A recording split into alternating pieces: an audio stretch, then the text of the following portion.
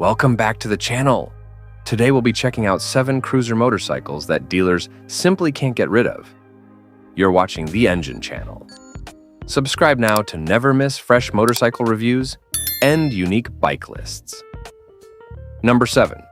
BMW R18. The BMW R18 was expected to be a breakthrough for BMW in the cruiser world. It had the looks of a classic retro cruiser, a massive 1,800cc boxer engine, and German precision engineering.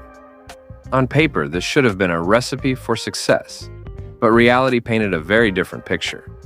Sales have been dismal.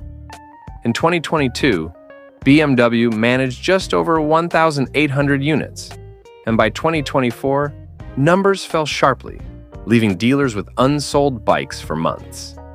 Prices were slashed aggressively, with some brand new R18s being sold for as little as $12,000, a shocking drop from the original $17,000 to $24,000, depending on trim. Why the failure? BMW aimed directly at Harley-Davidson's territory, but American riders weren't buying it. The R18 produces just 91 horsepower, vibrates heavily, and weighs almost 800 pounds, making it hard to handle for most everyday riders. Its retro styling lacked the cultural depth Harley provides, leaving it without a loyal following. And at over $20,000, buyers expected a Harley, an Indian, or another proven cruiser brand. Add in BMW's weak dealer support in this segment, higher maintenance costs, and the gamble on US cruiser culture, and you see why this bike struggled. Today, many dealerships are practically begging buyers to take these oversized Bavarian machines home before they collect even more dust on the sales floor. Number 6. Suzuki Boulevard C50. The Suzuki Boulevard C50 once had strong momentum as a mid-size cruiser. In the mid-2000s, Suzuki sold tens of thousands every year. Fast forward to today, and annual sales barely break 2,000, with many bikes sitting idle in showrooms. What happened? The C50 is trapped in the past. Its 805 cubic centimeter V-twin engine hasn't been meaningfully updated in years. Fuel injection is included, but performance is weak at just 53 horsepower, which feels underwhelming for a motorcycle in the $9,000 range. Rivals like Honda's Shadow Phantom or Yamaha's Bolt offer equal or better specs for the same or less money. Technology hasn't kept up either. There are no ride modes, no traction control, and no advanced digital dash, only an outdated speedometer that feels like it belongs in 2005. Styling is another drawback. While some riders still enjoy the traditional cruiser aesthetic, the design has barely changed in nearly 20 years. At 611 pounds with a 5-speed gearbox, highway riding feels sluggish and resale value is dismal.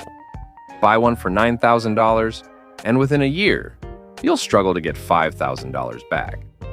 With younger riders gravitating towards sportier, tech-filled bikes and cruiser lovers, opting for larger brands with more prestige, the Boulevard C50 has become the motorcycle nobody is buying, leaving dealers cutting prices and still failing to attract buyers.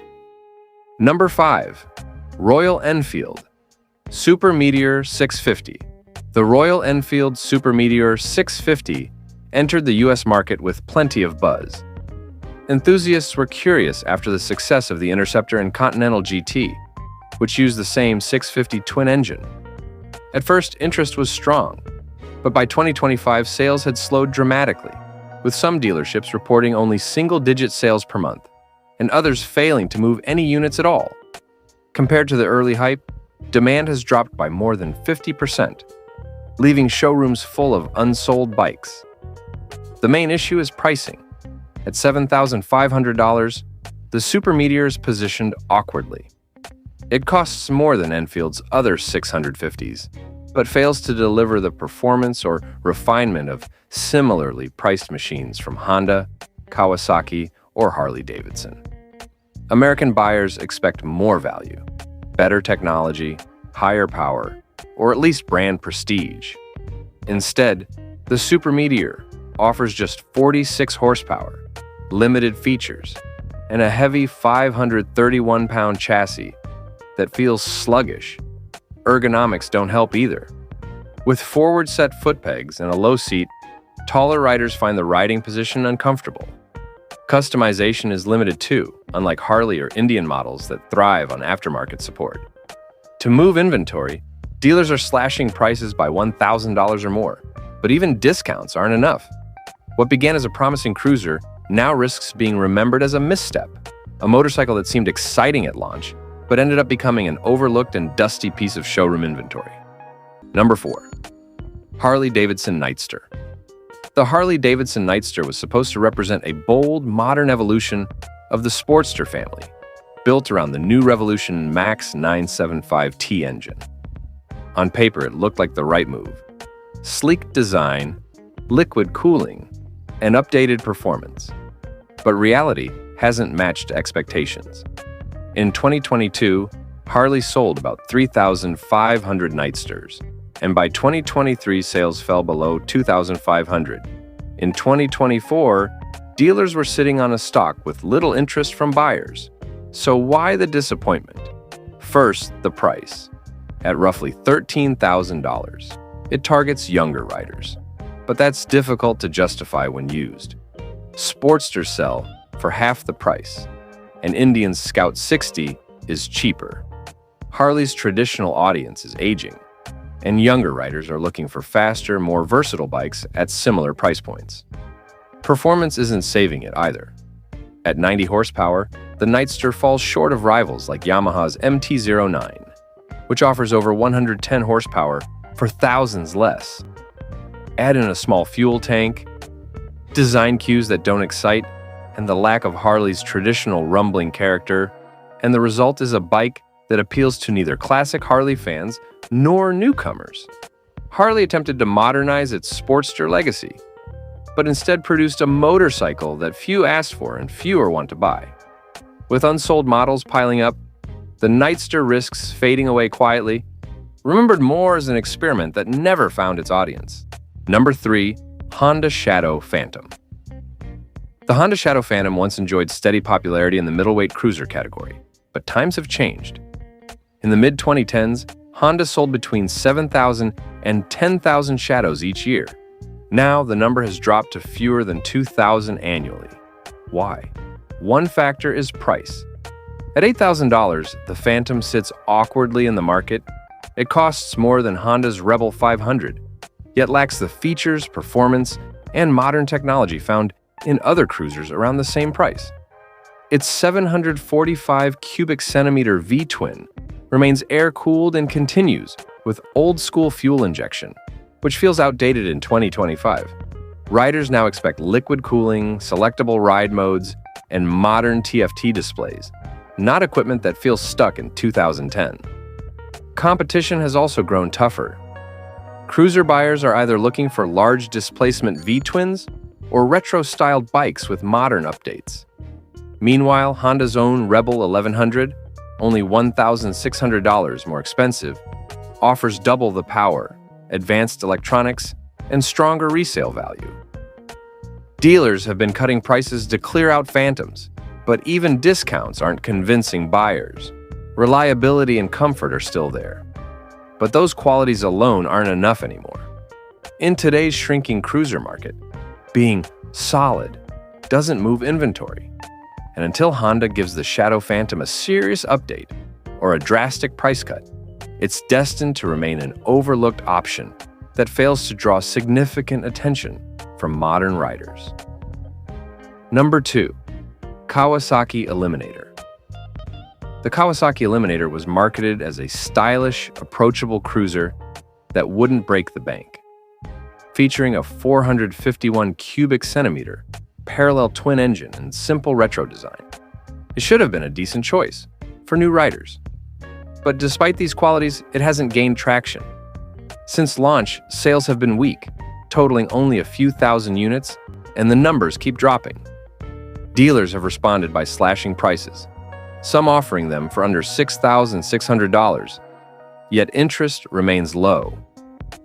Why? The Eliminator falls into an awkward middle ground. It's not powerful enough to excite experienced riders, but at the same time, it isn't cheap enough to appeal to complete beginners. Its biggest competitor, Honda's Rebel 500, has been outselling it by a wide margin, thanks to Honda's stronger reputation and more loyal customer base. Economic conditions add to the struggle. With inflation raising costs across the board, spending thousands on a cruiser feels like a luxury. After taxes and fees, the Eliminator doesn't look like much of a bargain. Marketing hasn't made the bike feel desirable either. There's little buzz, and buyers aren't seeing reasons to rush into showrooms. Even with rebates, low-interest financing, and free gear included, dealerships are struggling. At the end of the day, the Eliminator is a decent motorcycle on paper. But in today's crowded market, being decent isn't enough to convince riders to spend their money. Number 1. Indian Chief. The Indian Chief, once celebrated as a nostalgic icon of American motorcycling, is now struggling to leave dealership floors. On paper, it remains a strong cruiser, a 116 cubic inch V-twin engine, tons of torque and styling that reflects classic heritage. But sales numbers reveal the bigger story. The Chief lineup once rivaled Harley-Davidson directly, but now it's slipping behind. One major obstacle is price. The base Chief starts at $15,500, and with upgrades, it pushes close to $20,000. At that price, most buyers turn to Harley, which offers greater brand prestige and stronger resale value. Market trends are another factor.